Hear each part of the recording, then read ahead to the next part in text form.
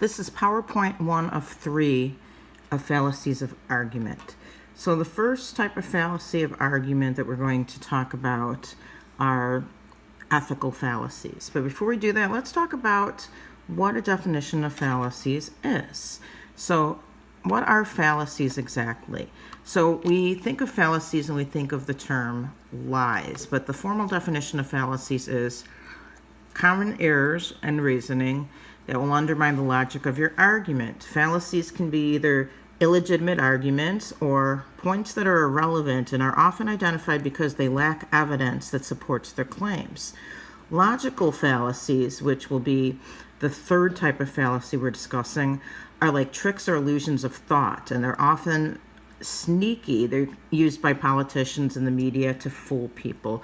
So you might see many fallacies as we're discussing COVID-19, for example. If you look in the news, you're seeing conflicting stories going on in various sources, and there's just so much misinformation out there, and fallacies are a huge problem when it comes to the misinformation that we're receiving. So the first type of fallacy is called either or choices. I'm going to give you all of these different types of fallacies. I'm not expecting you to memorize these terms, but you'll be able to recognize these types of fallacies when you see them, and not just in the news or in sources that you're looking up for research, but in your own writing. And I apologize for the quality of this video. I'm doing the best that I can, recording it from my screen directly, so you're seeing a reflection of my kitchen light. So either or fallacies, basically they're reducing the options for action to only two choices. One option may draw a favorable term while the other casts a dangerous alternative. So if we don't fix this problem now, then we're going to have deadly consequences. So it's either this or it's that. So there is no in between. Sometimes neither alternative is pleasant, so it's what's called the lesser of two evils. They become fallacies, and they become sort of fallacious arguments, so to speak, when they reduce a complicated issue to excessively simple terms. They're designed to seduce those who don't know much about the argument. So you'll see where we're not getting the full story about COVID-19 in some sources, and we're not getting the full spectrum of what the government is doing or how much information we know about a cure right now or what is being developed even. So because we're not getting the full choice, or people that are misinformed or don't pay attention to the updates of the news every day might not really know the full scope of the discussion. So it's designed for those people. That's what an either or choice is. Moving on to emotional fallacies. You'll see that fallacies align with ethos, pathos, and logos. So this one aligns obviously with pathos, emotions.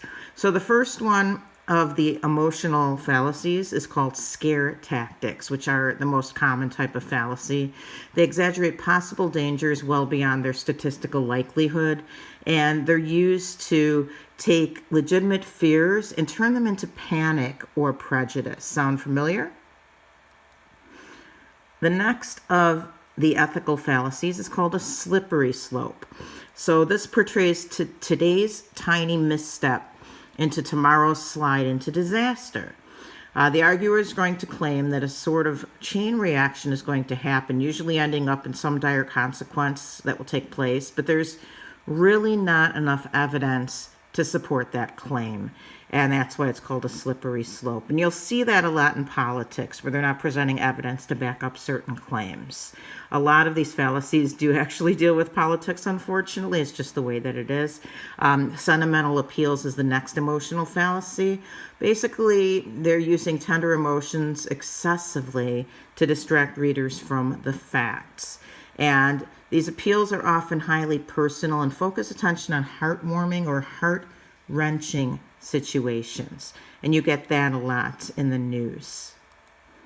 And then finally, the last of the emotional fallacies is called bandwagon appeals.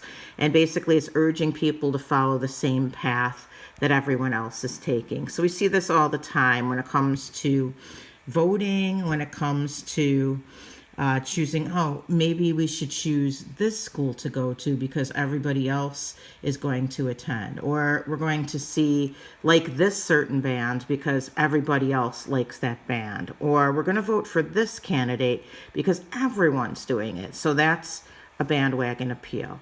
All right, these are the emotional fallacies. Next up, we're going to talk about the ethical fallacies. And what's interesting is that there's only 2 or 3 ethical fallacies, and then there are logical fallacies. So those are parts 2 and 3.